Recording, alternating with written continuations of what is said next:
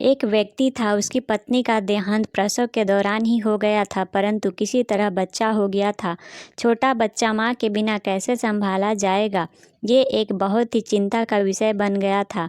कई मित्रों व सगे संबंधियों के कहने पर उसने पुनः विवाह किया। बच्चे को नई माँ मिल गई। नई माँ बच्चे की सार संभाल करने लगी। बच्चे को भी लगा जैसे कि उसकी माँ फिर से मिल गई। कुछ ही वर्षों में उस युवती को भी एक पुत्र हुआ और उसका ध्यान अपने नए बच्चे पर अधिक रहने लगा। धीरे धीरे उसकी दृष्टि में दोष आने लगा और वो पक्षपात से ग्रसित हो गई। अब उसे लगने लगा कि इस घर का वारिस तो बड़ा लड़का है और संपत्ति पर भी अधिक हक इसी लड़के का है। उसे अपने पुत्र के भविष्य की बहुत चिंता रहने लगी। उसने अपने पति को समझा बुझा के राजी किया और बड़े लड़के की पढ़ाई लिखाई सब छुड़वा दी और घर के नौकर को भी हटा दिया तथा सब काम उसी लड़के से करवाने लगी।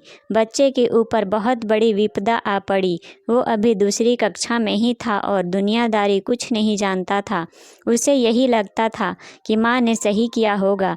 घर का सारा काम करते करते उसका पूरा दिन बीत जाता था।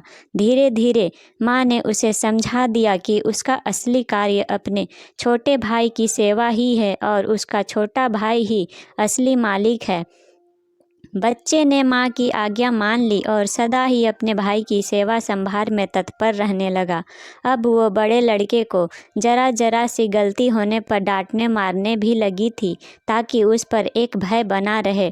वो कोई अच्छे से अच्छे काम भी करता तो उसकी सौतेली माँ उसे बिल्कुल बेकार बताती, लेकिन फिर भी बालक के मन में माता के लिए प्यार ही उभरता।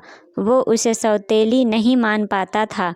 उस औरत ने घर के पूजा पाठ का जिम्मा भी उसी बच्चे को दे रखा था, अतः वह बालक की बुद्धि धीरे धीरे आध्यात्मिक होने लगी। जैसे जैसे वो बड़ा होने लगा उसे सच्चाई समझ में आने लगी, लेकिन वो अपना सब दुख भगवान से ही कहकर संतोष कर लेता था और उसका सारा दुख समाप्त हो जाता था।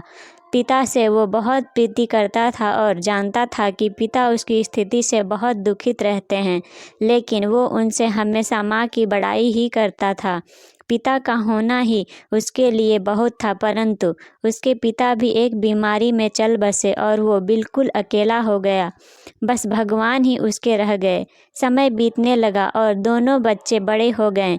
अब घर का सारा अधिकार सौतेली माँ के हाथ में था। योजना के अनुसार बड़े बच्चे की शादी उस औरत ने बहुत ही गरीब घर में वह अनपढ़ औरत से करी तथा अपने पुत्र की बहुत बड़े घर में वह पढ़ी लिखी युवती से करी। उसने बड़े लड़के को नौकरों वाले घर में से एक घर दे दिया और उसकी पत्नी को भी बता दिया कि उसका असली कार्य मालकिन यानी छोटी बहू की सेवा करना ही है। छोटे लड़के के लिए उसने बहुत बड़ा भवन बनवाया था और स्वयं उसी में उन्हीं के साथ निवास करने लगी। बड़ा लड़का खुशी से अपना जीवन व्यतीत करने लगा और पत्नी के साथ माँ व छोटे भाई के परिवार की सेवा करने लगा। छोटे लड़के की स्त्री को उसकी माँ बहुत अखरती थी। उसे लगता था कि मालकिन उसे होना चाहिए। अब सास बीमार भी रहती थी और साथ में रहने के कारण रात बिरात सेवा उस छोटी बहू को ही करनी पड़ती थी, जो उसे बिल्कुल नापसंद था। एक दिन पता चला कि सास को छूत की बीमारी हो गई है। ये जानकर तो छोटी बहू और दूर दूर रहने लगी। उसकी आंखों में सांस खटकने लगी। उसने अपने पति से कह दिया कि इस घर में या तो वो रहेगी या उसकी माँ। छोटे लड़के पर अपनी पत्नी का जादू चढ़ा हुआ था। उसने अपनी ही माँ को घर से बाहर निकाल दिया और उसे वहीं नौकरों के घर में रहने को कह दिया। अब माँ भी वृद्ध हो गई थी और अचानक हुए इस घटनाक्रम से एकदम बदहवास हो गई। उसे अपने जीवन भर की पूंजी व्यर्थ जाती दिखी। वो तो अपने इस बेटे के ऊपर पूरी तरह निर्भर थी। उसने सपने में भी ऐसा नहीं सोचा था। उसे लगने लगा कि अब उसकी सेवा कौन करेगा। उसने आत्महत्या करने का निर्णय ले लिया और गंगा जी में डूबने चल दी। बड़ा लड़का कहीं बाजार बाहर गया था और उसे कुछ पता नहीं था। वो एक घाट से गुजर रहा था। शोर सुना तो देखा कोई नदी में डूब रहा है।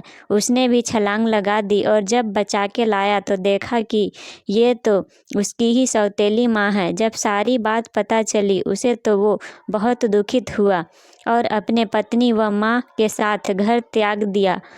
वह दूसरे गांव में रहने लगा। उसने अपनी पत्नी के साथ माँ की बहुत सेवा करी और वो ठीक हो गई। वो लोग अच्छे से जीवन बसर करने लगे। एक दिन उसकी माँ से बड़ी बहू ने पूछा, माँ मुझे कुछ शिक्षा दें, तो सास की आंखों में आंसू भर आए। उसने मात्र इतना कहा कि बेटी तुम्हारा पति तो भगवान के समान है, शिक्षा तुम्हें उससे ही लेनी चाहिए। मैं तो इतना ही कहूँगी कि किसी को भी पराया नहीं समझना चाहिए और जीवन में किसी के साथ इतना बुरा मत करना कि जब वो तुम्हारे साथ फिर भी भलाई करे तो तुम्हारी आत्मा को गवारा ना हो।